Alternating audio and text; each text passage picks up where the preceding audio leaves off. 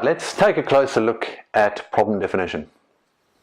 And perhaps let's set the scene with a case study that is related to medical industry.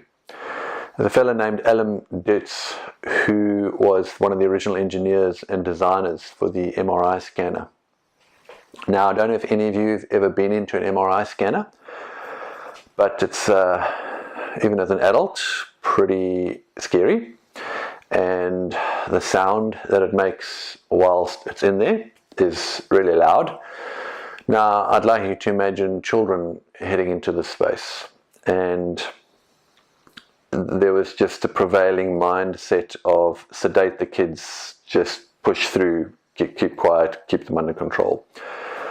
Now you can imagine the terrified children going into this little thing. So this Mr. Dates actually, he was very proud of his machine and went to go and visit its implementation at a local hospital, and saw the terrified look on the face of a child as this child was being wheeled in, and the doctors and the parents just saying, come on, just sedate him and get it all ready and all the rest of it.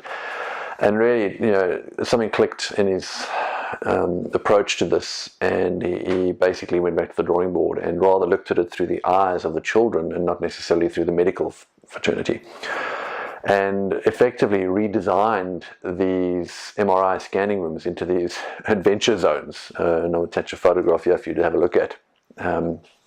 And it became this full-scale story. So there was a story of them preparing and a story of them climbing in, and then they're going to go into this teleportation tube and it's going to take them somewhere.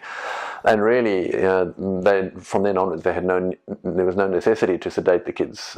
So they managed to use more of an experiential story type approach and make that a whole lot more pleasant for those poor kids going through those scanning situations. So you can see that this is very much a build it and they would come type view. He has this cool product and all the rest of it, and then you just go and do a little bit of research and you discover the impact it's having on its actual users.